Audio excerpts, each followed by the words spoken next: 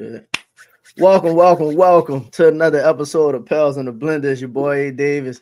I got the mighty, hear me, damn near like a Nostradamus, you know what I mean? Always predicting the future and whatnot.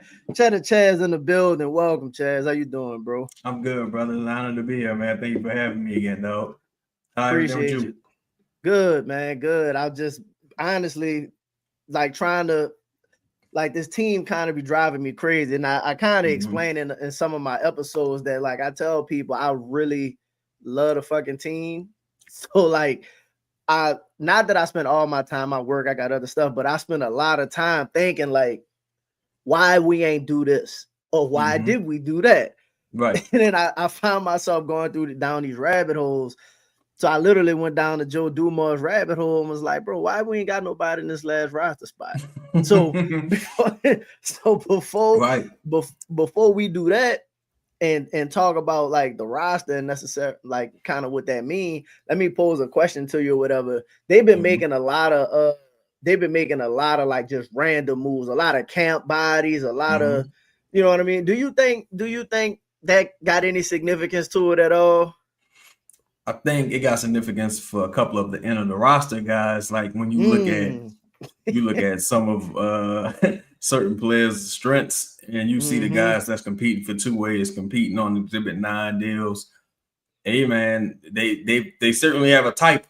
And that's those hard-nosed defenders. You got Jared Springer, you got McDaniels, Trey Alexander, he's more of a scorer type player. Mm-hmm. You see they let Antonio Reeves go. They're telling themselves, look, we got enough offense. Yes. We want our identity to be a hard-nosed defensive team. That's why you see Jared Springer, who comes from a winning organization in Boston. McDaniels, he didn't really play for too many winning organizations, but Mm-hmm. then you got another guy who was a part of the. I'm sorry, I forget his name. He was a part of the Pelicans summer league team about a year ago. They just signed him, who's like a Mm-hmm. tweener forward type. So they was Yeah. looking for physicality in the camp. You could tell they want to set a precedent early. Yeah, I think so. And we ain't gonna talk too much about this, but like Mm-hmm. my thought on it is because the whole idea is what does all in mean, right? Like Mm-hmm. what exactly does it mean? Because a lot of people are saying like, hey, you know, this team going all in this season, and I like it don't like No. what is all in exactly like you left. So when you hear all in, what do you think of when you hear all in? To me, all in is trading for Sabonis. Mm-hmm. That to me, that's what all in is. Um, I think because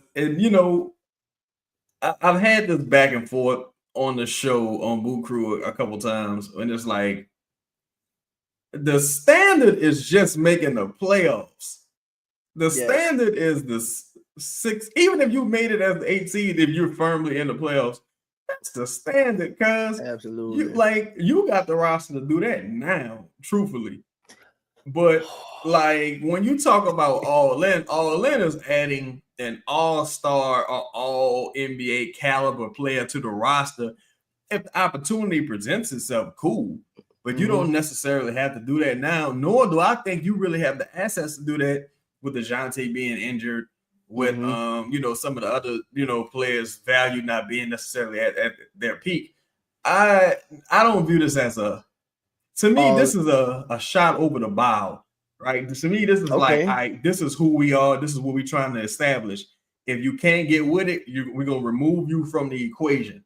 So it's all in for that. Like it's consequential, but it's Mm. not like all in to where like this is our championship team. So I just Mm-hmm. like it's consequential, but I don't think it's an all in situation by any Bruh, that means. was oh my god, bro. That was a great way to break that down because that's literally exactly what my thoughts were when because a lot of people, you watch a lot of shows and you hear a lot of the talk, and a lot of it is, hey man, this team is all in for the season because they traded away the pick. They gotta make sure they at least win a certain amount of games to make sure the pick don't transfer over.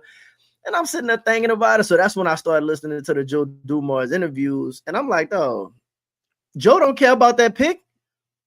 Joe, Not at like, all. No, they're not. They don't care about that pick. He told you in the interview, I moved. We wanted to be aggressive and we wanted to make some moves to be able to go and get a guy that we think could be a part of the core. He ain't never say nothing about us being all in on this season or his version of all in being a championship team, because I don't think players, I won't say players, but I don't think people like Joe Dumars would use the word all in and mean it to like just make the playoffs. You know what I mean? Yeah, I think also it's you don't say I'm going all in, then you bring in 3 rookies. Yeah, like, you know what I'm saying, with a coach and you're not going all in with a coach that isn't your selection. You didn't, some of these guys aren't your guys, and this head coach isn't your decision maker. I mean, this wasn't your decision. So I think I think this is evaluation season. Now, are the stakes a little higher because you don't have that future pick? Certainly. But it helps that the Milwaukee Bucks got better. It helps that in my opinion, the Pelicans, in my opinion, got better. So it decreases the value of the pick moving forward anyway. But all you got to do, if you make the playoffs going into next season, then the pick is, it don't mean nothing. Like at this point, you threaded the needle. Now, let's say they make the playoffs and the pick is like pick 18, pick 20 or something like that, right?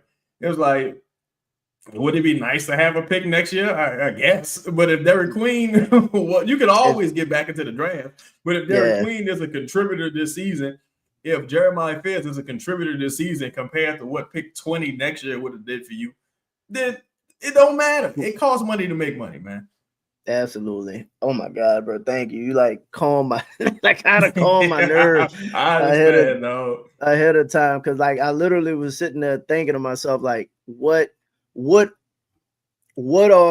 the tools, like what is the way to get better, or like what exactly what all in is. So I was sitting there thinking, and I'm gonna play some of this video. So I put the compilation together, and I know everybody that done the breakdowns of some of these videos, but we'll kind of go through them again because again, like I said, the words have meaning. But what I was thinking to myself is like I because a lot of people say that if the season don't start off well or don't go well, that Joe's kind of gonna pivot and possibly it'll be wholesale changes, probably move a bunch of people, stuff like that. I'm actually gonna disagree with that too, and that's part of the reason of it not being an all-in season. Kind of how you said it's consequential, but more like an evaluation season. I think and I guess I want to get your opinion on this. Let's say they went about 38 to 40 games, right? 38 to 40 games, something like that, to where that's not a great season. You're not god awful. It ain't the 21 win season, but it's not a good season. But let's say Zion looked fine and Queen and Trey, like they look okay, but just for whatever reason, you wound up around there. Do you think that this is the blow it up year as well? Like if they wound up somewhere around 38 wins or on pace for something like that come trade deadline, it'll be wholesale changes? I think if they wind up around 38 to 40 wins, I think the exploratory talks get louder. Okay. You know what I'm saying? Like, and I think because then you can kind of say, all right, well, talent got us to 40 wins. Now it's Willie Green's fault. That's who the problem is. Because now you can kind of talk yourself into this guy's the problem. Yeah. You know what I'm saying? Maybe if you're Joe Dumars, you might look at Zion and say, all right, maybe you're not 1A on a great team. You know what I'm saying? Maybe you can't put a team on your back and just carry them to the playoffs. Maybe that just ain't who you are. Maybe, well, at least not in the West. But so maybe you need reinforcements, or you're still a good player. We need reinforcements. I think it gives you more opportunities to evaluate. Like anything in the 40s, even if you was at 41 and you ended up the 11th seed, that just means the West was really good, honestly. And that's also it's like, and if you was healthy, it to me it says more about your supporting cast and your coaching staff than than probably your starters necessarily, because you're gonna have those nights where that guy off the bench gives you a random 25 points. But if you don't have a guy off the bench that can ever do that for you, realistically, then it's going to be a problem. You're going to have a night where your coach is blitzing the other team's best defender and stealing possessions and getting the ball out of Anthony Edwards' hands and allows you to steal a game here and there. You're going to have those nights where the coach wins you games. But if you're not seeing that on the court and you just win enough talent, then I think you see, all right, Willie Green is the problem first because he's the easiest to replace. So I think you see that first. Okay, but so I'm gonna go ahead and start and run some of this conversation because we kind of got the foundation set to a degree because I wanted to establish what all in meant first because I think when people start throwing that around, you see like here's an example or a question I guess I'm gonna pose to you. Like, was the Lakers trading for Luka an all-in move, or is that just a move you gotta make? I think it's a move you got to make. Okay. I think in context, right? Because if you have to, you trade for Sabonis right now, and you keeping Zion and Trey and Herb, and let's say in Poole, in your mind, that's a championship contending core. That's a championship contending core. But Luka and 40-year-old LeBron is not a championship contend. That's why I say it's just you have to make the move, right? Now, if LeBron was 32, then you're like, oh hell yeah, and they didn't really give up nothing to get Luka. Like, no disrespect to Anthony Davis, they get older player. They get 30 plus Anthony Davis. You know what I'm saying? It was Luka. Right. It wasn't necessarily a lateral move. You got better. Right. Okay. Yeah, I just wanted to. I be having so many questions. I just want to throw it out. So I feel you. Yeah, so this was the first one, and shout out to Fletcher Maggle, man. Shout out to Fletcher Maggle, man. Yeah, Fletcher do a really good job. But so in the Fletcher interview, Fletcher asked, "Hey, is this a rebuild? Like, what's going on?" To kind of establish, and I kind of want to go ahead and hear Joe respond to that question. What do you feel about the rest of your roster? If Zion's the face of your franchise, it certainly sounds like you are in it to win it right now with the age and the players you have. Is that how you feel? Because some people want to say, is it a rebuild? What is he doing out there? But if you've designated Zion, is it fair to say that this is a team that expects to compete right now with the players they have? Let me pause that for a second. Bro, that's a phenomenal question. Like Fletcher actually asked, and Fletcher sometimes be all over the place, but when he interviewing people from the Pelicans, get right. Bro, he get right to the point and get out like what it is you need. Like Zion, Trey, these dudes on their second going, like you always mention it, second and third contracts. I know, like, you can't be talking about a rebuild and you keeping these players. I just wish that the Herb deal happened prior to this interview. Because when you talk about going quote unquote all in, right? They hedged their bets, in my opinion, towards being good within the next 3 years, because by the time Herb is turning 30 years old, Herb making $20 million is no longer a discount. A player like a role player like that is in this new NBA. Like they don't make $20 million anymore. So especially not at 30. So they're hedging their bets. You can't be bad and pay Herb Jones $30 million. So they're hedging their bets being good. Herb gotta be Lou Dort or Dylan Brooks. Yeah. At least. Like in my opinion. Josh Hart at minimum. Yeah. Like for the money and the investment in him, and I don't mean investment by like just the money, but like the investment in the time and resources, and is he gonna start? Like Herb play 30 minutes a game, bro. Like you can't. And he's a valuable piece. They talk about all of that too, but hold on, let me get Joe answer. For sure. Fletcher, is you're always in a build in the NBA. You're never not in a build. Now, whether it's a rebuild, that's different, but you're always in a build. Even teams that are playing right now are on the phone talking with other teams about what they want to do in the summertime. I'm talking about right now, Fletcher, the 2 teams that are in there, the 4 teams that have just been in there. You're never not building. And so when people say rebuild, it's just like, okay, maybe we're starting over.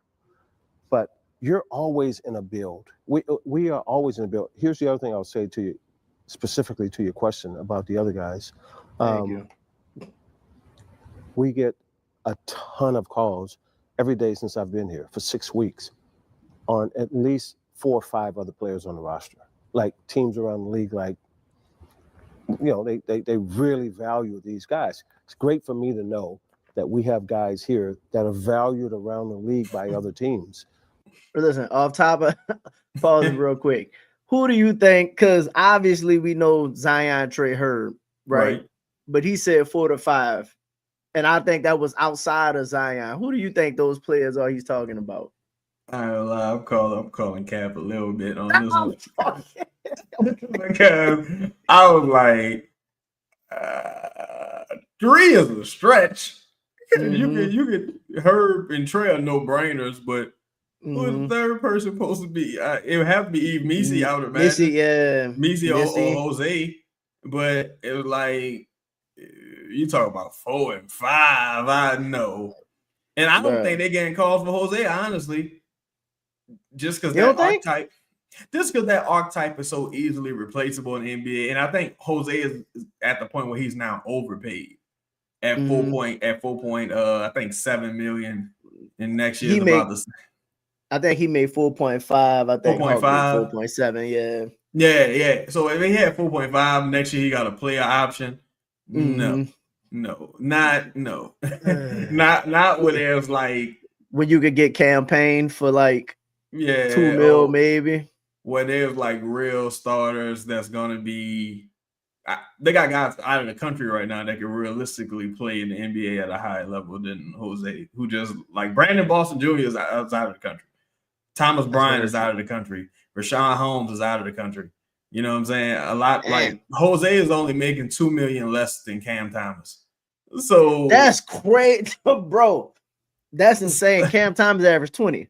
Yeah, so that's why I'm just like, yeah, I don't know, Joe, but I respect it. You know, you gotta sell your product. That's important for me to know who's in. When I was talking about who's in the building, it's stuff like that. It's when you're talking to the other 29 teams, and they constantly mention the same 4 or 5 guys. Like, we really love that guy on your roster. We love this guy on your roster. That's great for me to know who's in the building. Know you have value with players here in this building. Had the second worst season in franchise history. So Shamit asked this question. I'm gonna go into it. He was talking about the second worst season, but I kind of want to ask because, again, I'm relaying this to people putting the value on this particular season, right? And I'm looking at this as the players available scroll through the bottom, right? Like the possible available players. So during this time, you probably still could have got Kristaps Porzingis. You probably still could have got John Collins. You probably still could have got Mark Williams and Colin Sexton and some of those players, right? Now, granted, they might be a little bit more expensive, but the thought is if you had, and again, I understand not moving Trey Z Herb. I don't think the deal for Poole was made yet, but you went out and got Poole. So none of your players you think are part of your core. But if people are calling for, let's say, Jose or Hawk or something like that, right? Let's just say there's any interest. And you see at this point right now in the season that Cam Thomas is a $6 million player. Cam Whitmore was available for $3.5 million. You know what I mean? Like that dude was flashing. Now I won't say star potential. That might be a stretch, but you know he was projected projected top 5 coming out the draft, high ceiling. You know, can play both sides, all of that. Why do you think if that's true what he's saying, that he wouldn't make a move like that? I think because just like with any other type of negotiation leverage, it's the idea that I know I'm desperate. That's fine. But once you know I'm desperate, I lose my leverage. So it doesn't help that everyone around the league is like, oh, the Pelicans and Joe Dumars is desperate. It's the worst front office in the NBA. You know, that doesn't help when negotiating because I'm sure when you encounter other teams are going to look to fleece you because, you know, and you're not going to get maybe a reasonable deal because people smell a sucker. Like, you know, this guy, I'm gonna take all his money. So I think sometimes it is smart to wait, and just given the bizarreness of this particular offseason, like I think it is kind of smarter to wait versus taking on bad money potentially, or giving out a bad contract potentially. Like when we saw last season, like 2 years ago, I was like, no, you gotta trade BI now because the salary cap landscape is about to change. He's not gonna ever get that money in free agency. That's not gonna happen. 2 years later, you saw how hard it was to trade him or players like that, because it's like, yo, no, we don't pay people like that anymore. We don't give those contracts away. So if you're Joe Dumars, you're the Pelicans, you don't have a much tradable salary. So you kind of almost gotta hold on to. The thing with Hawkins and Jose is their tradable salary because of how their contract set up, but they only combine for like $10 million roughly. Yeah. Right. So you can't really do nothing with that. Even if you throw Carlo in, okay, cool. Now you're at 11, 12. You really need, you either was going to trade Herb or Dejounte. Like somebody one of them two had to go, right? Can't trade Dejounte because he's injured and you just extended Herb. So I think they probably felt around like, hey, you know, what's up with y'all? Who won Dejounte? You know, you can have Jose with him. You can have Hawkins with him. And they probably just haven't really been able to get anyone to bite on that just yet. I think that's also one of the reasons you see them keeping that roster spot open currently.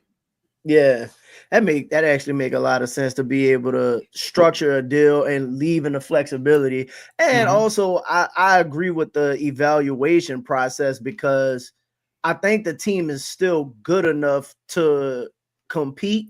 But I'm pretty sure Joe knows, and we'll get into it. But Joe knows that to take like the steps, I don't.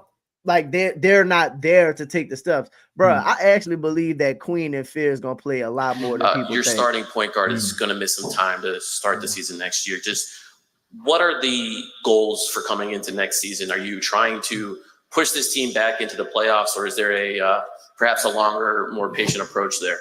So you build a culture where every game your team thinks that you can win every game. That you never walk on the court and think there's no chance for us to win. And so when you do that, the results will come from that. But to put something on the wall right here and now and say, well, we want to do this, like, that doesn't matter. Bruh, not to keep pausing like that, but Joe a vet, though, because he did not answer that question. Yeah, you know what? In hindsight, I think this was a disastrous press conference, right? Really? I didn't like it I remember not liking it when it first happened. Yeah, I thought it was a pretty disastrous press conference just because Joe, while he didn't seem unprepared, a lot of the stuff kind of seemed off the cuff. Like it wasn't a clear vision expressed, and it wasn't, you know, and there was some clicheisms. I think this wasn't the best press conference. I think he's gotten much better as time has progressed. Remember, we haven't really seen Joe in the public eye in years. Yeah, like, he hasn't tucked away in the office. Right, so he hasn't had to answer these questions in years. So, you know, I understand it. And some stuff is like, it's hard to answer these questions without shitting on Griff. To be honest, it's hard to. You don't want to do that. Plus, he got hired the same day Griff got fired. So it's been a whirlwind of things. You know, I didn't think this was the best press conference for him personally. Right. I thought it was okay. My only thought is like, so they're asking him. Social media was asking him, you know, hey, do you think we're gonna be a playoff team? Like, what are you doing to push them to the playoffs? And he's kind of like, I want the team to believe they can win every game. Yeah. But believing you can win every game and saying, I'm going to put players in position so we can have a chance of winning is two completely different things. Like totally that, different. I think that would lead to like people asking the question, all right, so what are you gonna do? Like, is Willie Green gonna be gone? Like, Right. So he did a good job of like answering without answering. Yeah, let me go ahead. Put on the wall. It's what you build on the ground first. So my focus will be just what we're building here. And as we build that, the results will come from that. And so you won't hear me make any predictions about we're going to do this. You don't do that. That's not what winning is. Like, you can go to any winning team, NFL, NBA, wherever, all 30 NBA teams, the really, really good teams, you'll never see them talking about that. What they will talk about is what we do every day, what we do every single day to be great. And I think that more than anything else is what we want to do here. We want to build every day on just being great every day. And I promise you, the results will show on the floor. Or in a pick that's like top 3 or 4 outside of just. So I do think that that's true, that, hey, you do want to build every day and good. Like, I think like he's coming in to kind of tear this down. Yeah. And reestablish the found. Like, I need to reestablish the relationship with Zion. I need to, notice they've been pushing Trey more so to the forefront of the organization. Trey and Herb, to be honest, like, those the two that they push, and the fans love them. All right, let's give them more, those two. We brought in 2 players that we think on. So I do agree that he has to tear it down, but I don't know if I go into the OKC front office and we say, hey man, what's y'all goals? They're not gonna say we trying to win the championship. What I mean? Like I don't think the response is gonna be we just want to be better every day.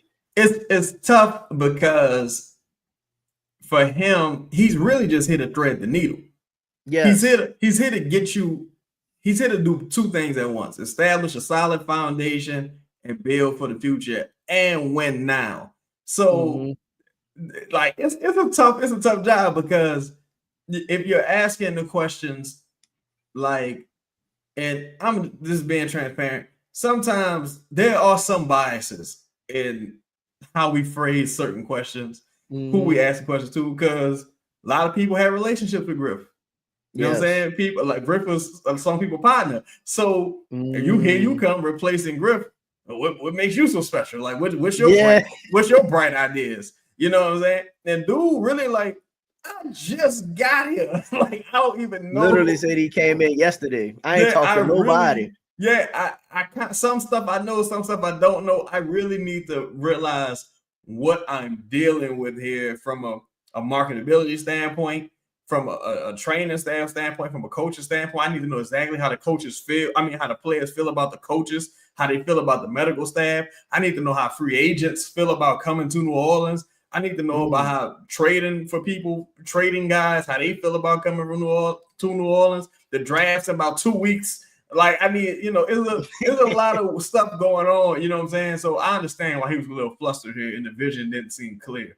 You made a really good point in saying about how people feel about coming to New Orleans.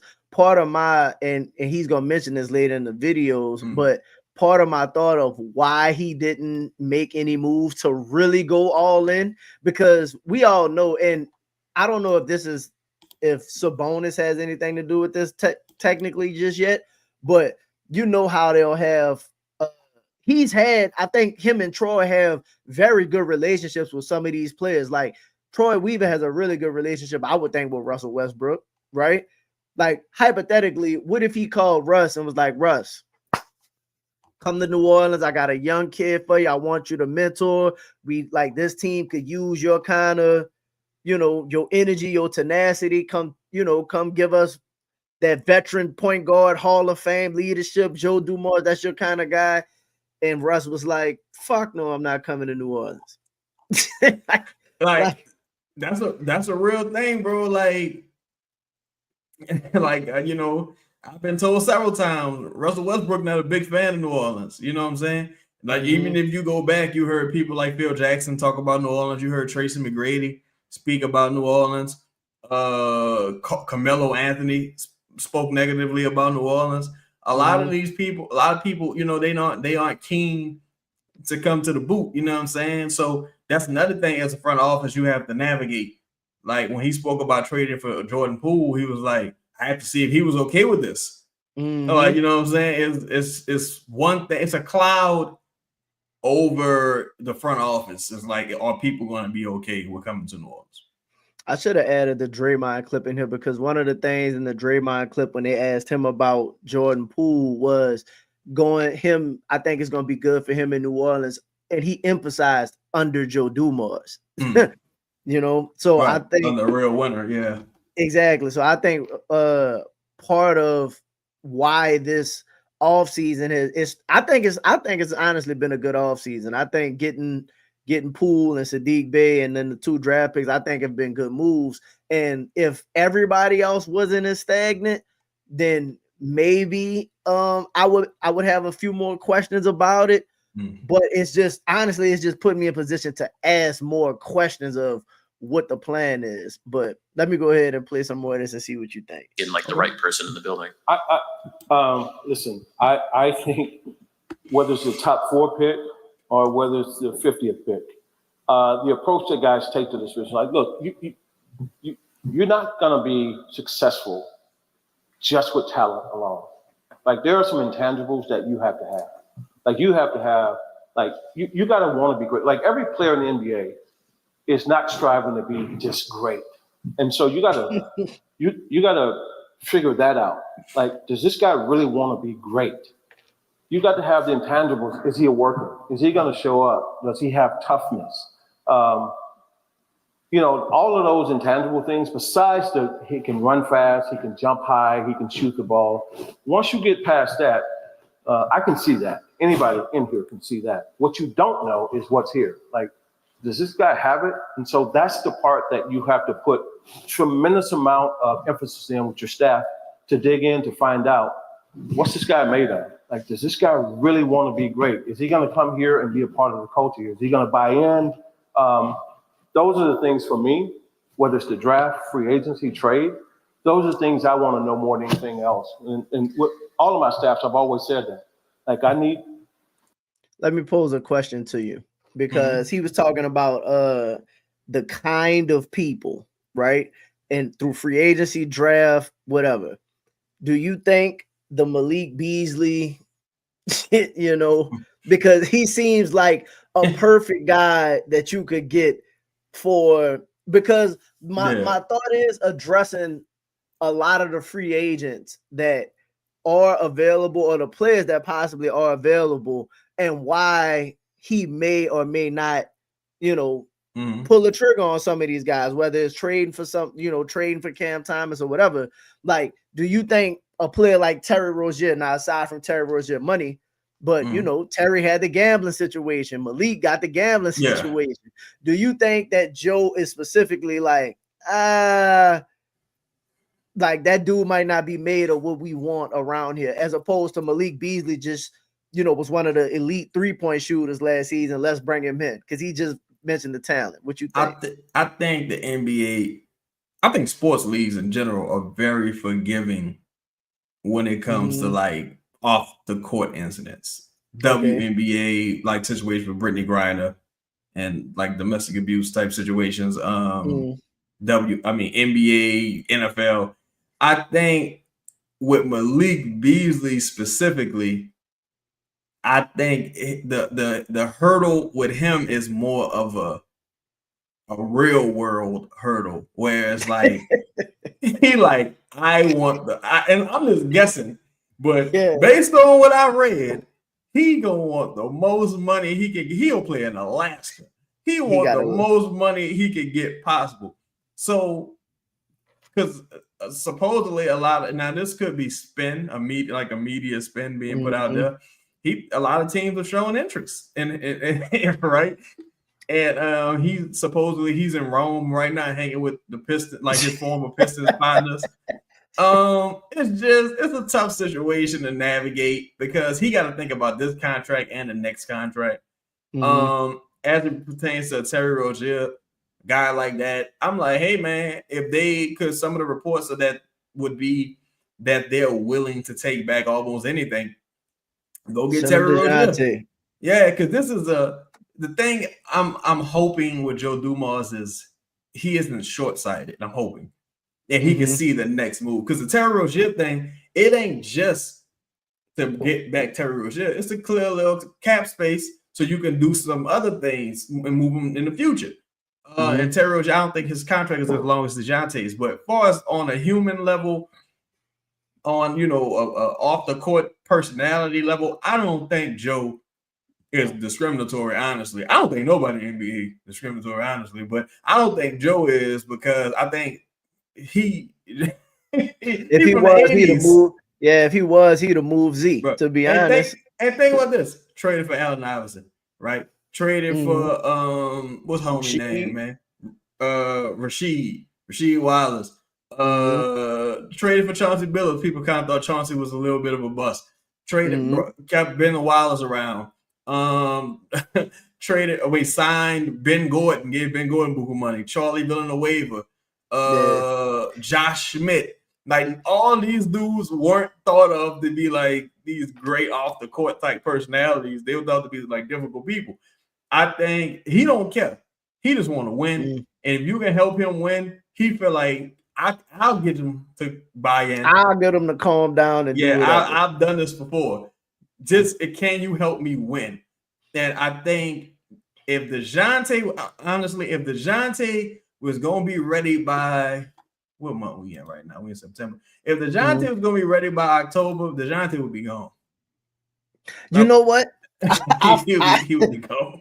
I believe, and I truly believe this. I think there are deals, and everybody know that there's always deals on the table. I think that there's a deal because the leaving the roster spot open with all of these potential moves, like that you could make to really improve the team. Like a lot of the questions that people have are about like the back end of the roster and stuff. Like, bruh, signing Malik Beasley or one of those type players, like Malcolm Brogdon, whoever, significantly can help the roster to where in the all-in season we need to at least make this push. It really helps you out. To do none of that makes me believe there's a handshake deal somewhere in place. Like, for them, it's like, look, we're gonna be able to, like, unless they had to really make a move, like unless they had to really like, okay, look, we gotta do something now. But I think the gotta do something moves was like the Jordan Poole move. Okay, like we gotta do something for CJ. You know what I mean? But I think the deal is in place for Dejounte already. And I think they just that's why I think that's why Dejounte promoting and whatnot like he is. I think a lot of it is politics, man. Like, I go back to, when Dejounte did the interview he did, that was after this introductory press conference with the pivot. Dejounte, he ain't sound like a person that was happy here before he got injured. You know what I'm saying? And if you check Dejounte's history, he ain't never been happy nowhere he's ever been. So, in fact, he said he was talking to his agent about making arrangements to go somewhere else prior to his injury. Something got to change. And I'm sure he meant his location, right? So I think he want to be gone just as fast as anybody, just as fast as some people want him gone. And I think during the season, it's probably easier to do that, right? Like, during the season, it's easier to take back, ugly money, or it's easy to, or cost acquisition is going to be a little bit cheaper because a team, just hypothetically speaking, let's say the Bulls, for example. Let's say Vucevic is available mid-season at the deadline. Pelicans looking good. They just still need a little more depth at the 5. And they like, man, we'll take back anything you got. We want to get him off our team because we want some salary for next season. We could trade in the off season because he expired. All right, here go to Dejounte, give me Vucevic, clean deal. Whereas right now it might cost you because you got to attach a first to move Dejounte just for somebody to take him, right? And you got to pay for whatever you getting back. So you're talking about maybe 2 firsts or first and multiple seconds. So it's tough, man. It's tough. So I do understand it if he's trying to swing for the fences at some point. And matter of fact, I'm sorry to cut you off. Think about this. It ain't even just for some bonus type deal. Now, I just told you about Vucevic. You would have had to give up a first to send Dejounte to the Jazz for John Collins. Probably so. You see what I'm saying? You couldn't even, and you couldn't get Walker Kessler. Like they probably would have been like, no, you wasn't can't have getting Walker him back Kessler in the deal either. So like the cost to move him is so expensive at this point. $30 million coming off an Achilles injury, and you got 2 years left on your deal. Nah. You have to break bread. Yeah, I can, bro. Listen, that's why you the best, though. I appreciate it, brother. Look, here's the thing. I'll just say this: whether you draft a player, sign a free agent, or make a trade for a guy, there's two people walking in that building. There's the player and the person. You better know who the person is, because the player can walk in there and look beautiful, but the person may not be the right person for your building. And so for me, I always put a tremendous emphasis on who's the person. I can see the talent, but I need to know who the person is. So we'll do that here. We'll put a tremendous amount of emphasis on the person and not just the beautiful talent that you can see with your own eyes.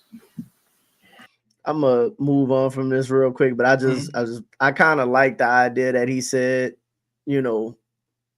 like the person, and he wasn't referencing like the type of person like we need, like, because everybody get frustrated with the Griffin, the great human beings and all of that. He wasn't referencing that at all. Like he was essentially saying, bro, look, I need people that's gonna be dogs. Like, I don't want no mark in the building, basically. Yeah, we don't want none of that. We don't want none of that. And if so, let me know. You could be good, but if you got some of that, respectfully, some of that D'Angelo Russell in you, can't do it. I feel you. Good about the night. Actually, we really feel good about the last 48 hours, to tell you the truth. Look, one of the things. So this is real quick. This is the another draft, right? Yeah, this is the night of the draft. And I basically, what? What's your initial thoughts on this? What's your initial thoughts on the draft? I know that boy phone was blowing up. What you mean? Oh, about the trade? About the trade?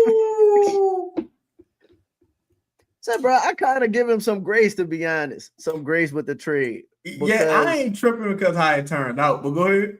Yeah, well, I'm saying, like, once you knew you was getting one. Well, I ain't gonna even say knew you was getting one, because it was, possible that Fizz was gonna go, before 7. So when we got Fizz, I was like, shit, the draft already a win, in my opinion.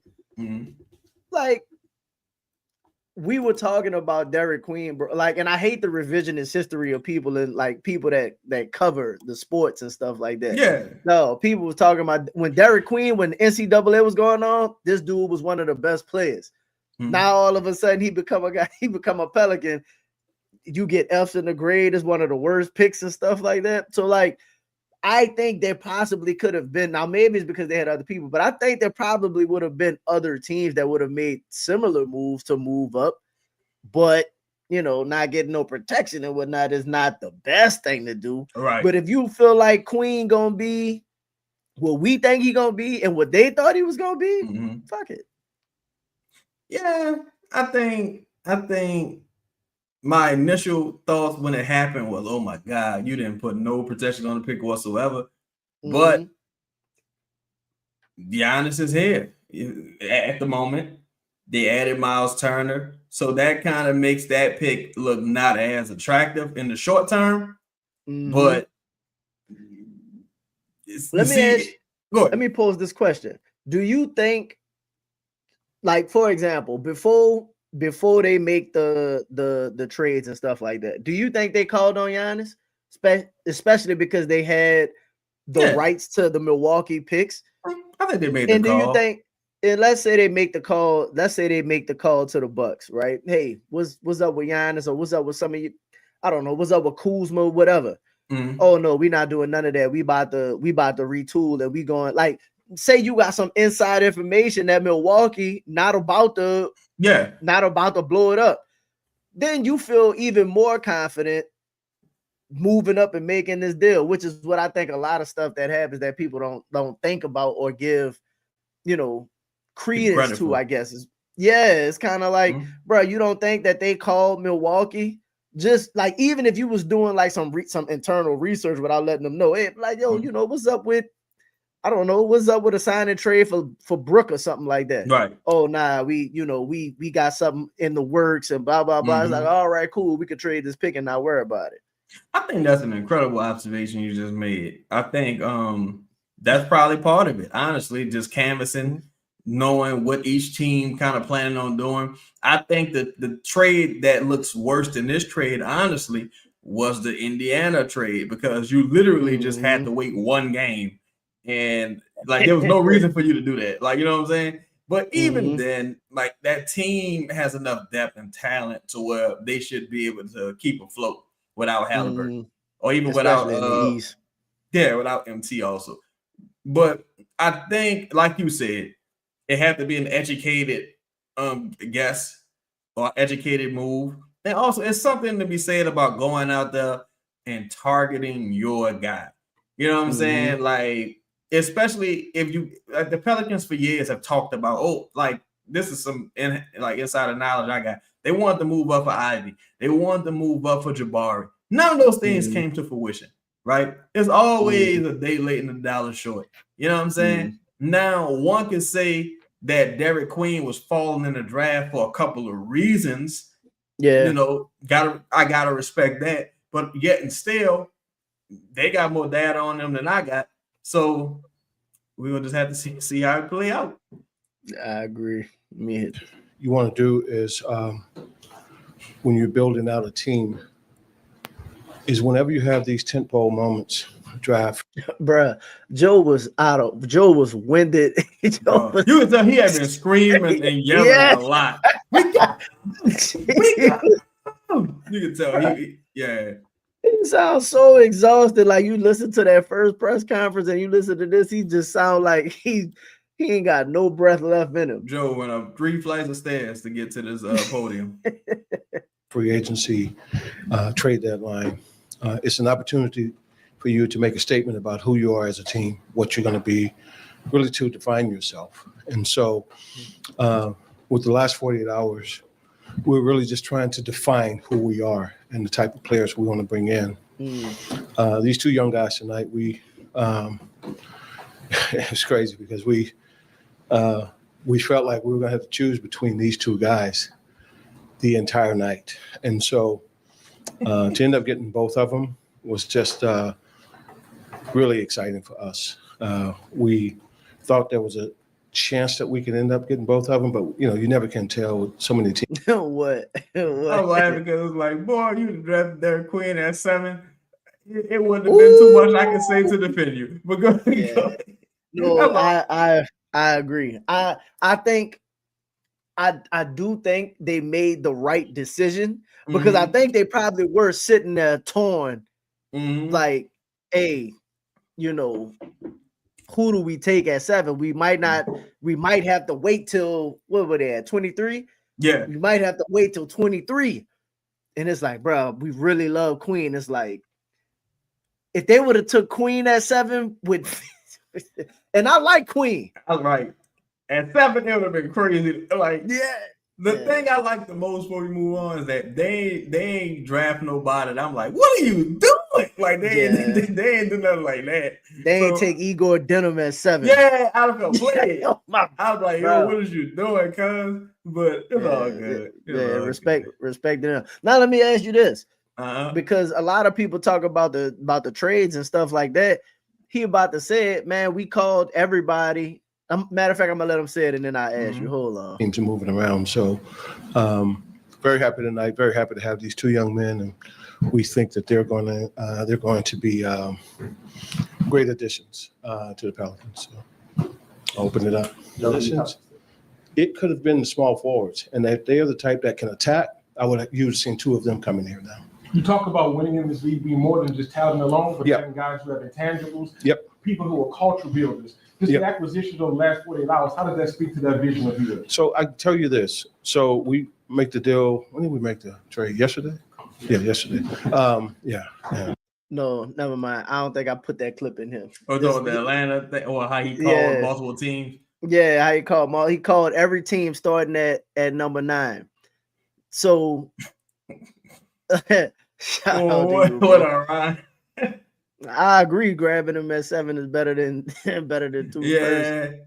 But then they might not have a player as good as Jeremiah Fields next year, and where the Pelicans could be picking at. I think they're gonna be picking around like 18, 20.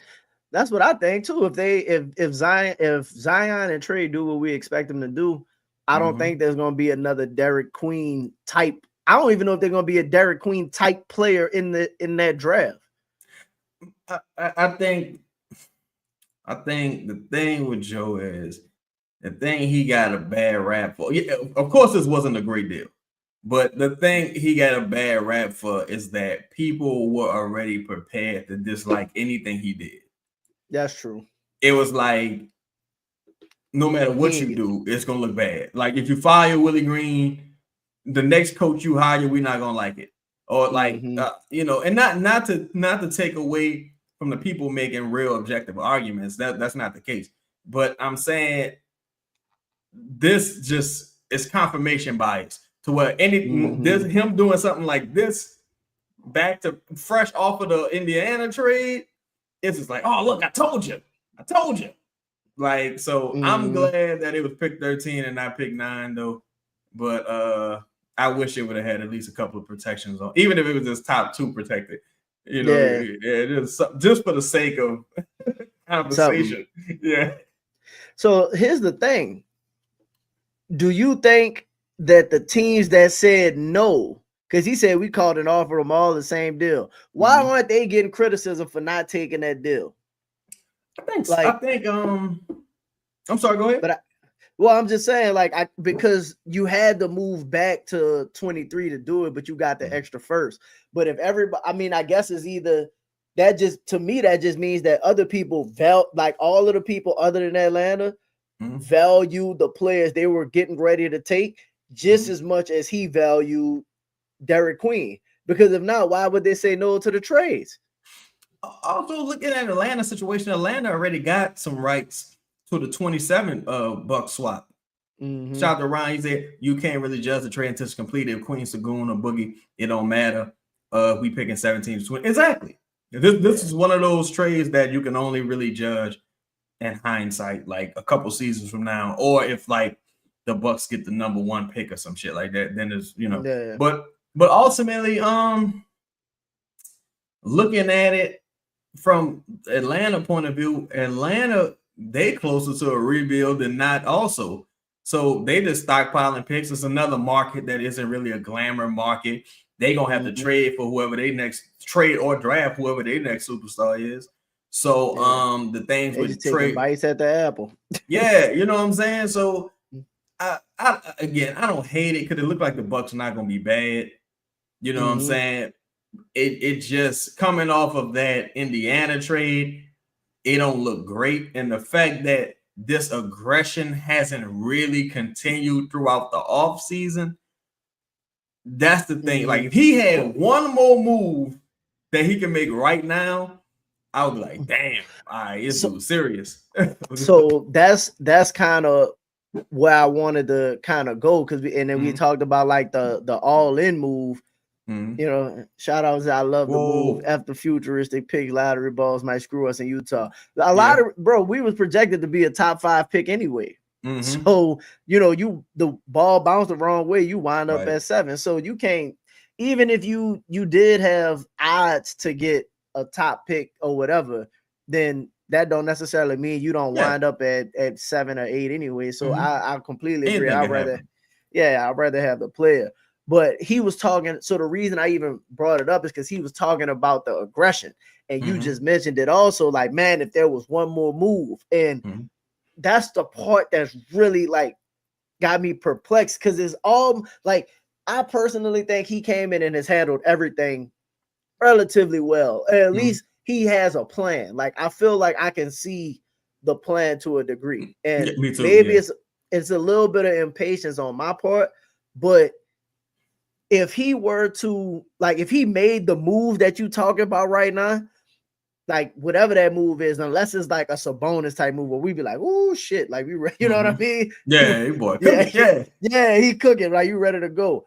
But it's that the fact that we haven't seen the other move makes me think like, well, are they as aggressive as he's saying they're gonna be? Because that's kind of what he's saying throughout most of this time. We're gonna be aggressive in everything that we do, and yet, you know, you kind of in that patient portion.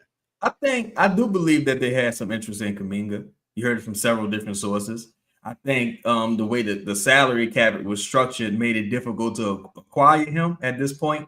And in reality, the Pelicans just don't have a ton of tradable salary. Like, that's another thing with the draft. It's like, bro, this team needed talent. Like, at the end of the day, it's like the team needed talent and free agents not coming here. And you're only going to acquire talent via trade or via the draft. And if you was going to acquire it via trade, you would have to trade the picks anyway. Like, you know what I'm saying? Nobody wasn't taking CJ straight up for no promising, like, super bona fide all-star. Everything he was going to do was going to have to be like you taking the risk. So I think I do think they've been attached to some veteran guards. Like, he spoke about, he wants somebody to attack downhill. That sound like Kuminga to me. That sound like, you know, Jeremiah Fears to me. That sound like some of the guys you've seen them bring in or attempt to go after. Again, the connection with Malcolm Brogdon is still there in DC. The Wizards, they trying to look out for Brogdon, trying to get him, you know, in the sign and trade deal. Shout out to Ryan, he said, right, Chaz, Joe really shot his last bullet with the Queen trade. It's like, I think going into the season when things get cheaper, or when you kind of you really need, like, to evaluate some of the guys you got around here. But I think going into the season when things get cheaper, when the restricted free agents hopefully settle down, because people talk about the Pelicans, Golden State hasn't made a single move. Nope. Because Kuminga holding them hostage. You see what the Nets doing. You see Josh Giddey just signed back with the Bulls. A lot 25. Of people, he didn't get that 30 either. Yeah, he didn't get that 30. He had to take that discount. So a lot of people more or less stood pat. And now that you're starting to see the smoke settle with some of them restricted free agents, I think people gonna get back to business as usual. It took Amir Coffey a long time to get signed. Like, guys who was like cool, it took them a long time. Let me ask you this, because when a lot of the reports were coming out about Kuminga to the Pelicans, and that would, to be honest, Kuminga feel like a Joe Dumars type of guy. It felt like, right? Do you think, and I guess this is a two-part question, do you think that, first off, do you think there was a deal for Kuminga or something in place to bring Kuminga in? I think that smoke and mirrors. Probably just more exploratory talks. You know what I'm saying? Some of it coming from Kuminga's camp. Again, with the Pelicans salary cap situation and the way Kuminga's contract is, like, if his extension would have to be structured, it'd have been difficult to make a deal happen. Because you had to send out X amount of dollars and take back twice that amount. So it would have been tough to make a deal happen. I just think everybody was in information gathering mode because this is a new CBA to kind of circumvent, like, you know, this is like uncharted territory. It's a tough time. A lot of real NBA players unemployed right now, like real dudes who can hoop. So you know, it's interesting. I think going into camp, when you see these dudes scrimmaging, help permitted, you're going to get more of an evaluation. You know what I'm saying? I remember one year, I was a little bitty kid. I think Jared Bayless was on the team. It was Jared Bayless, Jared Jack, and Chris Paul. And they were like, man, we don't know who going to win this, Jared Jack or Jared Bayless. And they ended up trading Jared Bayless in, like, the preseason. So, like, some of this shit going to go deep into, like, training camp, into the preseason, in my opinion. That makes perfect sense too, because I think when people, like, a lot of people talk about like trades that happen, if you remember, Donovan Mitchell didn't get traded till September. As the season get closer, people finishing their summers, they get, like, the players also about to get ready to get back to business. Like, all right, though, we about to start the season. Where we getting this money? Where we living? Kids got to go to school. You know what I'm saying? Like, we don't even know the extent of Jose injury yet. So if Jose got a serious injury, that might change the dynamics of things. Haven't really seen or heard much about Hawkins or from Hawkins. So he kind of like the forgotten guy. So, it's a few different things, bro. It's a few different things, in my opinion, to where I can rationalize not firing my last shot right now. So once I sign a player, the spot gone. The spot gone and the money gone. Yeah. So might as well wait, or at least make it. At least if you're gonna shoot it, make it work. Make it. You know what I mean? Make it. I give a perfect example right now, right? Like this is Kelly Oubre. Kelly Oubre, the Sixers trying to clear money for Quentin Grimes, right? They got Kelly. They trying to clear Kelly Oubre money, and they trying to clear Andre Drummond money, right? One of the two, right? So the Pelicans right now got over $4 million in cap space. If the Sixers want to clear $4 million right now, they could trade Kelly Oubre to the Pelicans for Jordan Hawkins. Jordan Hawkins making 4.7, if I'm not mistaken. So the Pelicans could just trade him and absorb the rest of that money with the cap space. They'll still have a roster spot open, but they won't have that tax space. You get what I'm saying? So it could be something as simple as that, to why you would keep that last spot open. You feel me? So it's a lot of go into it with the numbers. I watched your show. You did a really good job of breaking down everybody talking about Kelly Oubre and romanticizing bringing Kelly Oubre back. Right, bro. I think we passed them Kelly Oubre days, bro. Like, and I like Kelly Oubre, dog. But go ahead. No, I said if the last spot was used on Kelly Oubre, you know what I mean? I might feel played. Yeah. Like we waited all this time for the move to be Kelly Oubre, bro. To me, the move is you need to send Jose somewhere and try to go get Malcolm Brogdon, dog. Try to go get a real backup point guard who can shoot, run the offense, can spot start, and also get help teach Jeremiah Fairs the point guard aspect of things. This is just presuming that homeboy Russell Westbrook is out the equation. This is just presuming that, right? Because you still keep your spot open, still have a little money to do some things. But I do think you should really look to upgrade that backup point guard position. I wouldn't be surprised, and I'm gonna play on this in a second, but I wouldn't be surprised if, like, let's say, because I firmly believe that Joe Dumars and Troy Weaver already have ideas. Like, I think the deals are already in place. They just waiting. Right. Like, example, let's take Russell. Like, what if the deal to Russell was go out there and explore whatever, but because Russell last couple of deals been what, 2-point-something mil? Yeah, it's like minimums. Yeah, very minimum deals. Be like, look, I got $4 million for you. I got $4 million for you to spot open right now. Like, just and you're gonna be our guy off the bench. Yeah, and you're gonna be the guy off the bench. Like, I think that deal is already in place because it really don't make no sense to go back, like to go get ready to go into again media day 2 weeks. 2 weeks down the road, you got training camp coming up. These dudes, like you see Jeremiah Fizz, like everybody getting ready to start really ramping up their work and get ready for the season. Right. Like, it would be nice to know, hey, who we ain't going. I don't think we going into the season with that last spot available like that. Nah, or at least I don't. Probably you know not. what I mean? Now, I think also you want to win media day. You don't want to go into the season with more questions than answers. Like when you think about the backup point guard position, it's going to come down to Jose and Jeremiah Fizz. That's going to sound a little crazy, right? So especially with Jose injury, like you said. Yeah.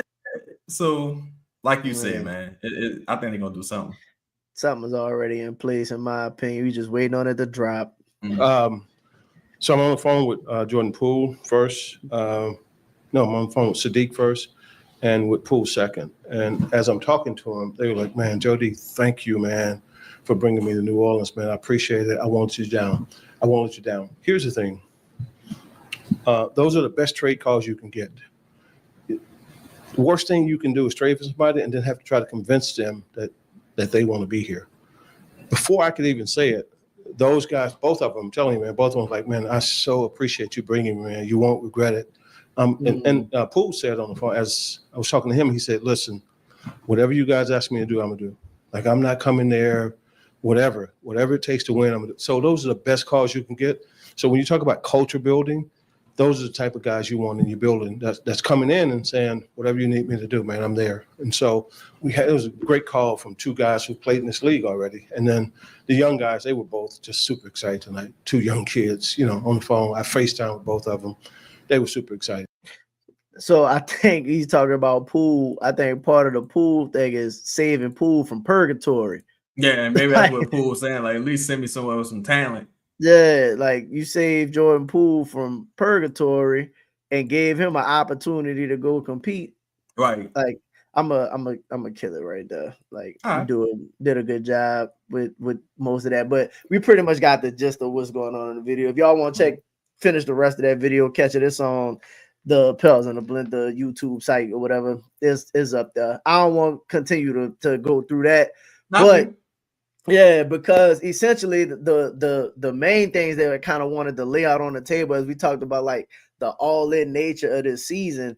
I don't really think the all-in nature is there just yet because they were aggressive early. And I think the aggression that they showed early put them in a position to at least be stable and really evaluate throughout the season, which is exactly what you called it. Like, it's got some risk to it, but I think they did exactly what they wanted to do.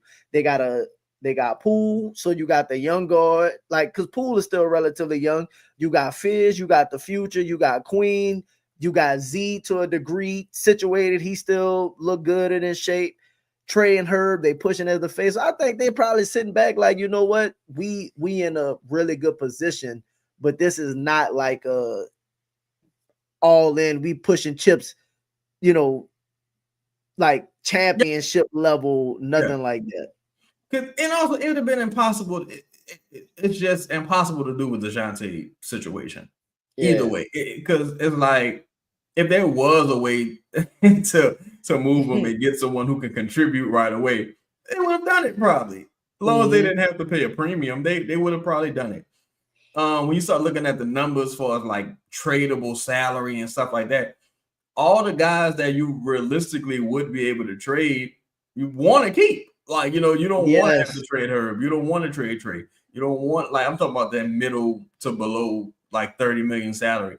You're not trading Queen. You're not trading Jeremiah Fizz. Like, so that leaves you with Hawkins, Jose, and, maybe Misi and Dejounte, who's injured.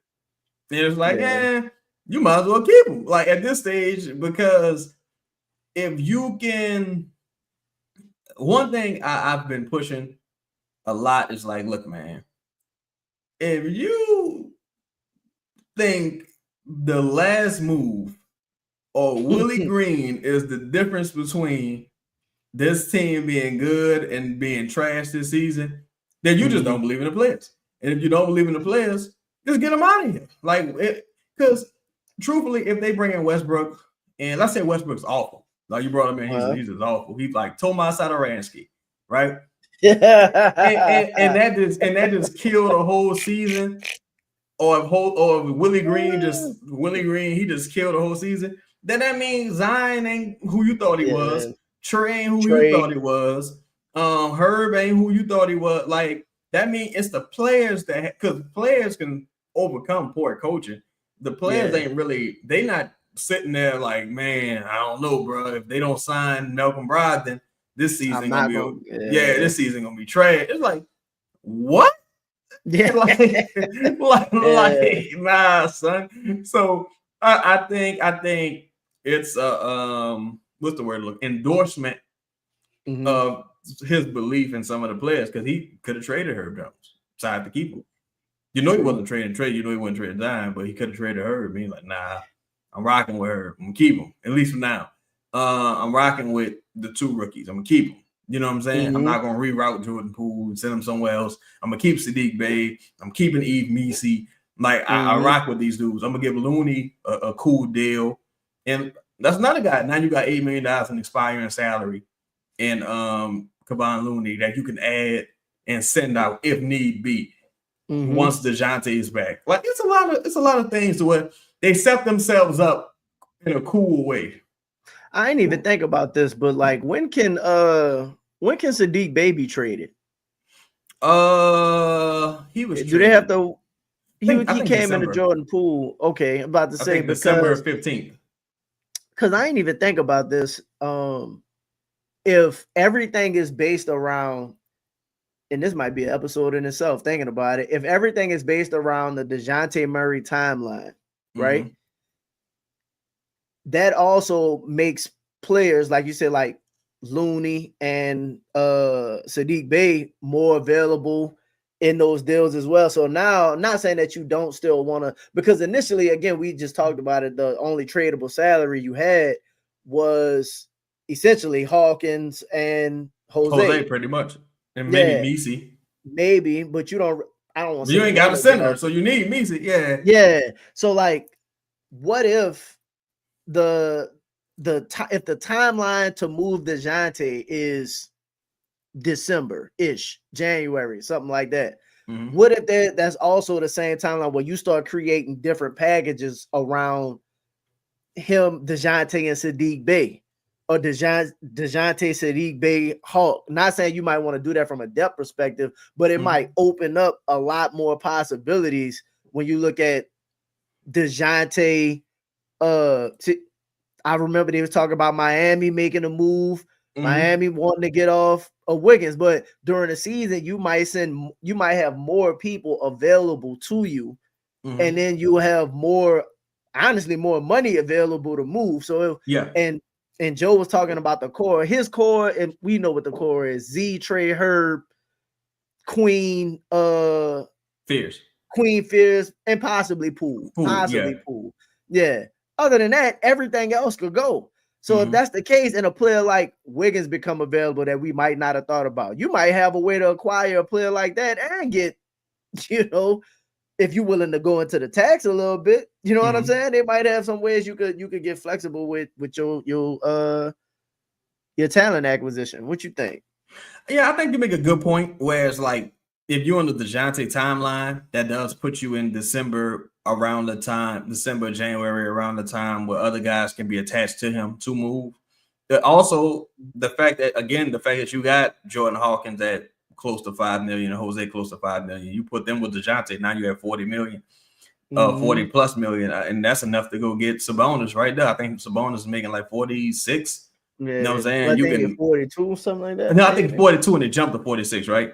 So if he making 42, you just sent out about 40 and you still not in the tax. And all you gave up was Dejounte. Not all, I ain't trying to diminish them, but you gave up Dejounte, Jose, and Hawkins, who you already got Jose replacement.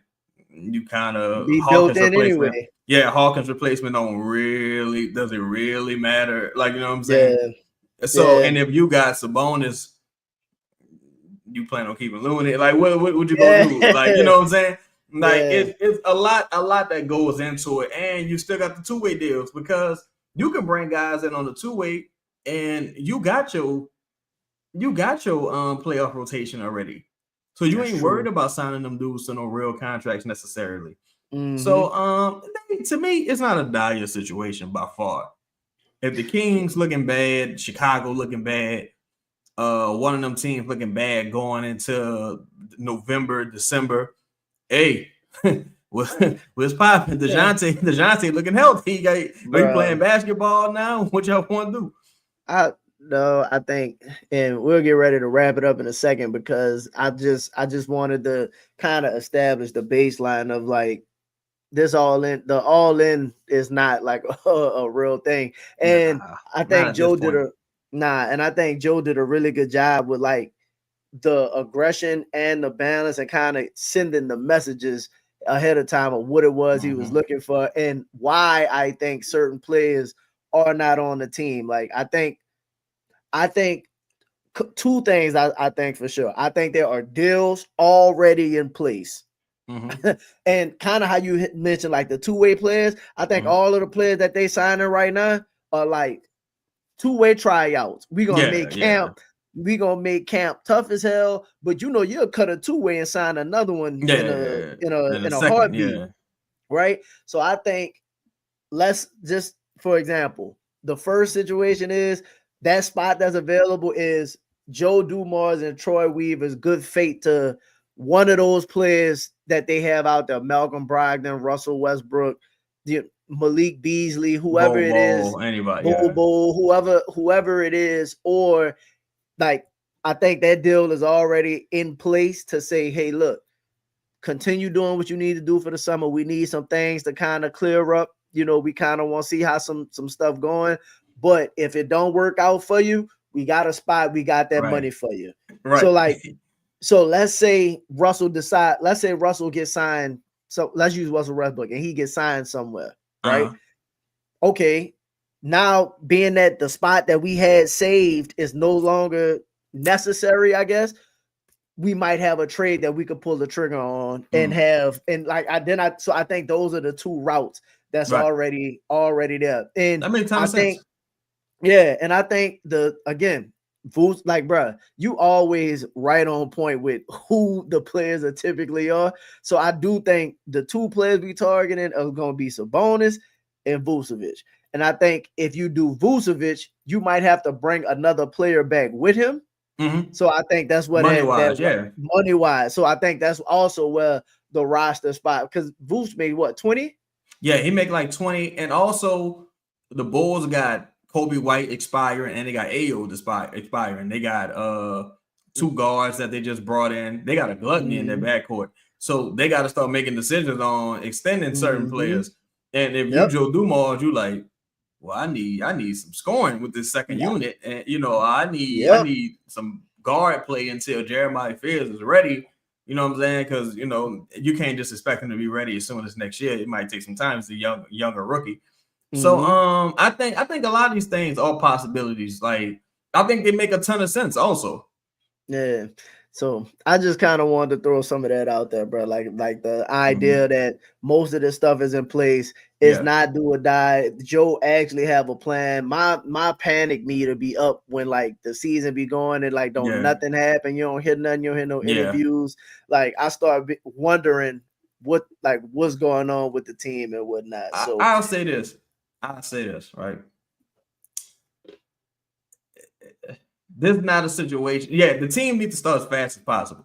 But anybody you signing is going to be a rotational guy at best. If a guy that's still available out there, just based on the names we said, they're middle to lower tier free agents. Just based on the names we said. If that middle to lower tier free agent is the reason your season start fast or slow, you got way bigger problems. I just know for me, my panic meter was like, damn, you need to start fast. I want this roster completed. I don't want to have to wait on the next deal, right? But if you ain't healthy, if you ain't hitting the ground running, like everybody in shape, everybody, on board with one another, then shit, who you sign don't really matter if Zion don't show up, right? And Trey don't survive training camp, and Herb ain't healthy. We need them dudes the guys gotta show up, and whoever you add in free agency or via trade for that final roster spot, that's just gonna be icing on the cake. Absolutely. So I'm gonna pose one last question to you, and because my partner, I got my little group chat with me and my partner Mike. He joined the show, and my other partner. So my homeboy believed that Dejounte Murray not getting moved at all this season. And the Dejounte move is in the next off season. That he believed Dejounte is actually, gonna play, essentially run the second unit, kind of similar to what we wanted from CJ for all those years, except he's a different kind of player than CJ. Yeah. You know what I mean? Obviously. But initially, if the plan is right, hypothetically, if the plan is we really gonna keep this roster the way it is with the additions that we've already made, because I guess Dejounte kind of hedges the Fears bet to a degree. Like Dejounte technically is the veteran that you will want for a player like that, except he make 30 million. Like that's you know what I mean? Like that part is the problem, but the player itself is kind of exactly what you would want to a degree. So if they don't make any move and this is the roster, And in this, I think they could win about 40 games, but it's not necessarily about the 40 game necessarily. But if that's the way that they go about it, how would you feel about the Joe Dumars like starting off with that being the plan? I think that's probably one of the more likely plans, like more likely scenarios, just based on what I think you're gonna have to attach to Dejounte to move that contract. But I also think that, man, there's a lot different cutting and putting weight on that ankle and changing direction, conditioning. That's a uphill battle, man. Like, remember Kobe came back early, he fractured his leg.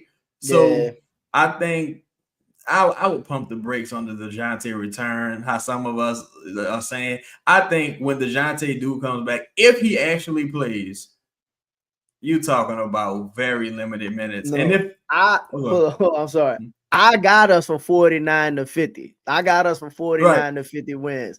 We making a hypothetical. I'm going from Joe Dumars' perspective of what like because my thought is this team is going to be aggressive, trying to get to the 49, 50 wins, get into the playoffs and all of that. That don't mean that Joe Dumars is sitting back like we just really want to evaluate this thing and see what, you know what I mean, kind of what we looking at. So that's why I put the video out there, because I had to create the video to show like he was saying be aggressive, but I also got to find the right kind of people, like right kind of players. So he not doing just anything, because if so, I think Malik Beasley makes sense for the roster. There's a couple players that just make sense for the roster, and for him to not have already had those players is either one, he got something already in mind, right? Or two, they ain't fucking with New Orleans. Yeah, and also like taking into consideration, like people got to be aggressive with you. Like, you know what I'm saying? Like, it take two to make these deals happen. Also, maybe what I'm looking for hasn't really presented itself just yet, because it'll be tough to trade for Kuminga until he gets his deal. Like, you know what I'm saying? Because once he gets his deal, it's like, cool, somebody else signed it, now I know exactly what money to send out, etc. Also, with the Dejounte thing, I said this before. I was like, man, if you playing well and Dejounte come back, I'm not playing Dejounte. If I'm playing well, like, why am I doing this? No, we're gonna have to kick the can, dog. Like, I hope it work out. Like, but that boy like John Wall. Yeah, or it's like maybe somebody wants to trade for him sight unseen, or maybe you find a way to play him 20 minutes and just like, all right, look, he alive. And trade, but I think it's about what you want to attach to move Dejounte. If Sabonis become available, I'm just saying Sabonis because he one of the most likely big name people to become available. If Sabonis becomes available, and they say we want 2 firsts, one for Sabonis and one for Dejounte. Ooh, they do it. To me, there's no doubt in my mind that they do it. And I pull the trigger. One good thing about the Pelicans is they still have all of their own firsts. So you didn't say who's first. Yeah, I said who first. You didn't say who's first. Because you still got that Bucks 27 swap rights, and you got your own swap rights. So hey, depending on how it goes. Let me ask this, and I guess we could kind of get out of this. I'm not the 49 wins is not banking on getting Sabonis. It's just the added incentive to get Sabonis. If we get Sabonis, if they really made the move against Sabonis, I think we went around in the playoffs. I think we went around. I'm gonna say this too, because I said this about Ja before. If you trade for a high usage player in the short term, it don't matter what you do this season. Because in the short term, now you're looking toward next season. If you're talking about a high usage player, like kind of like when they traded for Boogie, right? Like it don't matter as much because now you're like, all right, all chips is going in to the end of this season and going into next season. Year. But also, if they trash this year, I don't know if they make that type of trade to save their season. I think you start seeing them sell off pieces. Like, all right, let's get in the draft. Here go this person, here go that person. And I be saying I wouldn't anticipate everybody to love being here. Like, there's a couple guys on this team that's like, man, the grass gotta be greener because it's brown. Let me ask you this. I don't know, because that's the part that I'm torn about is if they not good, I don't know if they when you say sell off pieces, you mean like the big pieces, or you mean... I think if they not good, I think you start hearing about a couple guys who want out. And I don't necessarily mean the big pieces. I mean, I think, of course, you look to trade maybe Looney, who's an $8 million expire. And by not good, I mean if they sitting at 18 wins, they're not trading for Sabonis, I don't think. Right? But if they sitting at like 29, 30, they might do it. Like, you know what I'm saying? It's a chance that they'll do it come the deadline.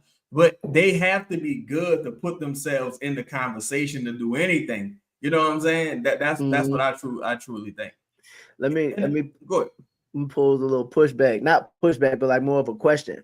If they're not good, right? Yeah. And like the Sabonis deal is still available. Like, why? That's what I'm saying. Like when you just, because at the end of the day, if you're not good right now and Sabonis is available for the deal that we talked about, like Dejounte and a couple picks, go ahead. Well, I know where you're going with the question. I'll say this because I think teams will charge you more. Because now, if I'm the Kings, I'm like, well, look, I ain't got to trade Sabonis. But I know you want something because now you got to make up for you to trade your first. So now I'm gonna need 2 firsts for Sabonis and 1 first to take on Dejounte. Like, you know, they're gonna try to hustle you. And another reason why I think you might not see them do it in the event that they're bad is because if I ain't getting no playoff gate, I damn sure ain't about to pay no luxury tax. Like, if it's a situation where I can't avoid the luxury tax, it don't make no sense to me trading for Sabonis. But when I say blow it up, I mean more so in the offseason, not like really during the season, because you got to see who get the number 1 pick, who get which pick. Because if somebody come to you and they're like, we'll give you pick 6 for Trey Murphy right now, you probably be like, all right, shit, we ain't going nowhere. Let's just start this all over. Like, you know, but I think they're gonna be good this year. I got them for 50. I got them for 49. I got them for high 40s, mid to high 40s. I got them 49. I got them. So you saw the video, like you seen the video of Jeremiah Fears working out with Trey Young, bro. Listen, I'm in my mind, I'm attaching Jeremiah Fears to Trey Young. Like go get Trey Young is a great player. I don't care what nobody say. They got that Oklahoma connection. You clearly see them playing together. Buddy Hield. Realistically. What up, realistically, all of those players kind of had ties to New Orleans. Buddy was here. Yeah, Trey wanted to come here. Trey should have been here. We traded for the wrong point guard. He come out and was like, I would love to go to New Orleans. Joe Dumars would have got that deal done. And Jeremiah Fears is here now. So, bro, I don't want to just keep rambling and whatnot, but I appreciate you for coming through, Dub. Because again, brother. My thoughts about this team and getting them together and like separating what fans believe, because I'm a fan at the end of the day. I believe we're gonna be the best versions of ourselves. Everybody gonna, and I will say Joe Dumars does look like he done kind of tighten the ship up to a degree. Like Zion not fat. Trey and Herb are in place. People got new money. You brought in new deal. Like everybody working. Everybody, and that's the one thing from what I hear and from what y'all hear. Like y'all said, everybody actually doing some goddamn work. Everybody working. I say that for sure. Around the building. So with that being the case, that's why I'm also like, man, I think we could get to 49 to 50 because the talent is absolutely there. Yeah. I'm just trying to piece together, why is this spot open? Why we keep bringing in all of these random like camp bodies. Right. Like instead of, but that also go to show you they ain't waste a spot on Jared Springer just yet. They could have just gave him a real contract. Griff would have absolutely brought in Boston. They could have brought back Antonio Reeves. They could have been a lot of things. Payton. Yeah, they could have kept Alfred Payton. Yeah, that's very true. So clearly they got their eyes set on something that's a little more like proven. And they know they still got needs. They know they don't got enough shooting. They know they still need to address certain things.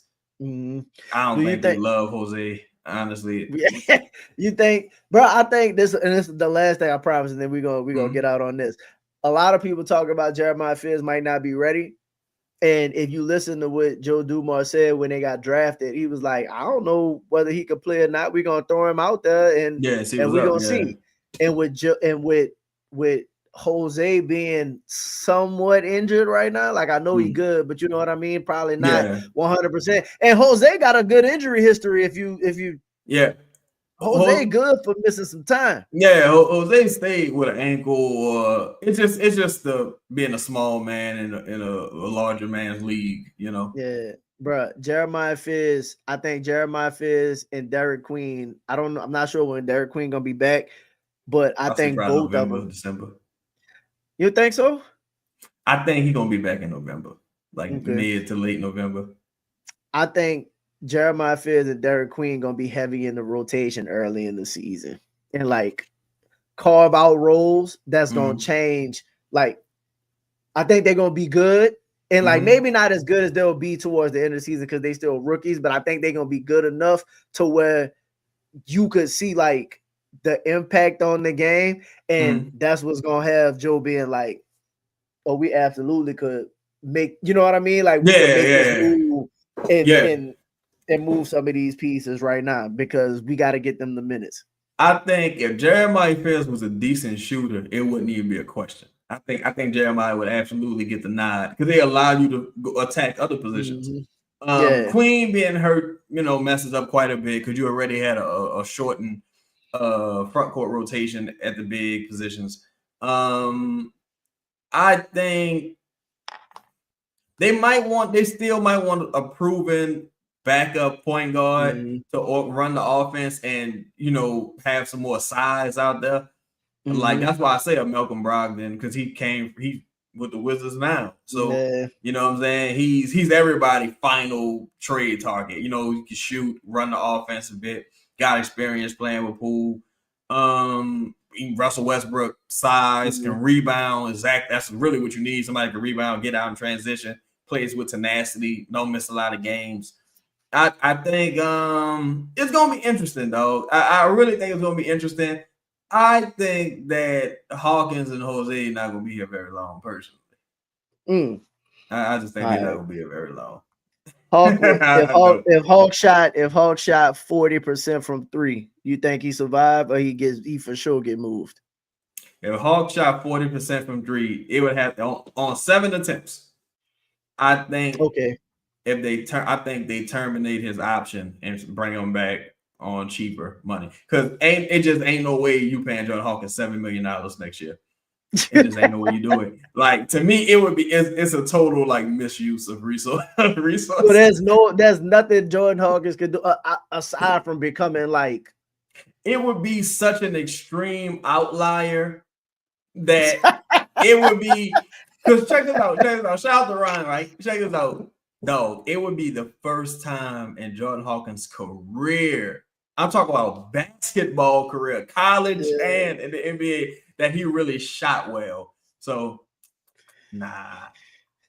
Kelly Oubre said he don't feel love from Philly anymore and claims he'll cook anyone who thinks he's garbage. Yeah, probably. I mean, one of us. Yeah, one of us. But it's like Kelly. You had an opportunity and you were starting this season, son. Nah. But, and look, he didn't play trash. He didn't play like trash, but Jared McCain was immediately better than you. Like, shout out to Dusty Mack, man. Like that's the thing. Like, how many opportunities? Sometimes you just are what you are. And if you carve out a niche, shit, Nick Young got rings or 8 rings in Golden State. Sometimes Kelly is a wild guy. Yeah, Kelly be cutting up. Yeah, but I think they're gonna be good this year, dog. My eyes on that backup point guard spot. I think it's gonna be Fears or the field. I'm taking Jose out of the equation. I'm gonna say Fears or the field. I got you. I'm taking Fears. I got Fears running the backup point spot, and my question going into the offseason, I think they go get more. I think you're right about Hawkins, and I don't think Hawkins do enough anyway. And I like Hawk. Yeah, I like Hawkins. I don't think Joe Dumars, the way he wants to build the team, feels like Hawkins does enough. And Cam in that $6 million, dog. Cam in that $6 million. I don't know if we make that type of move, right? But Cam for $6 million, being able to give you 20 in all kinds of different ways, right? And really, all they want Hawk to do is come in and get buckets anyway. I think if you told Cam, look, clearly no one around the NBA won't pay you anyway. Absolutely. But what you could do is come here and be 6th man of the year. Absolutely. And they'll pay you to do that. Mm-hmm. But they're not going to pay you to start nowhere like right now, Cam. Your own team not going to do it. So and you've been here. Yeah, and you've been here. And they're already saying they're not even going to play you. They're going to hate on you. Yeah, so, you saw what happened to Kuminga. Yeah, you can come join the Pelicans 25 minutes. You got free reign. 25, 30 minutes. You gonna ball out. Killer Cam and 20 off the bench.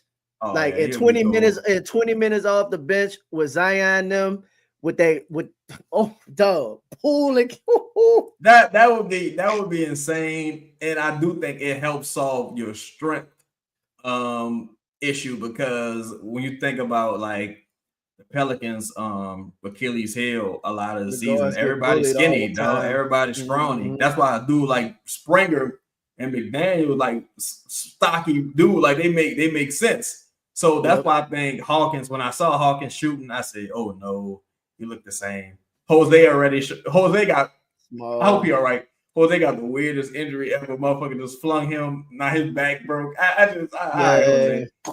We need some dogs. So, I ain't gonna lie. All right, I'm all in on Cam now. I ain't gonna lie. I'm a Cam fan, so and attitude wise, it make all the sense. Man, dude, throw it off, man. That's what Joe love those type of players. So like imagine coming off your bench with like you could throw a lineup of Poole, Cam, Trey, Queen. Oh, bro. Yeah, that dude is a psycho. He's one of the most double players in the league. He got experience being in the boot, so you know he's not gonna trip on coming to the city.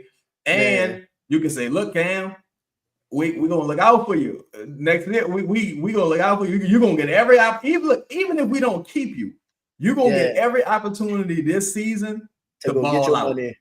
Every opportunity. He gonna be Malik Beasley. He could be Malik Beasley. Yeah, I like go be Malik Beasley. Go be Jordan Clarkson. Go be Jordan Poole. Yeah, go be Jordan Poole with he was 6th man of old. It was all a dream. Yeah, we might be dreaming right now, but hey, at least make the call. Yeah, that's what I do. Well, that's gonna do it for us, man. Pels and the Blender Chaz. Let them know where to catch you on your show. Yo, man, you can holler at me on No Pick Show on the Chedda Chaz YouTube channel. CHEDDACHAZ, Chedda Chaz, at Chedda Chaz on Instagram, on Twitter. You already know. I appreciate you having me, brother.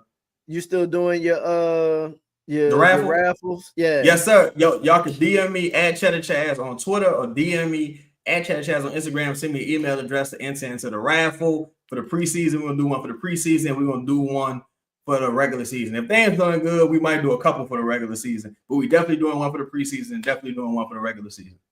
Absolutely. Y'all tap in, man. Make sure y'all get y'all shirts from your boy Chaz here. He got the site, he got everything on deck. Appreciate you for coming through, bro. Pels in the Blender, we out.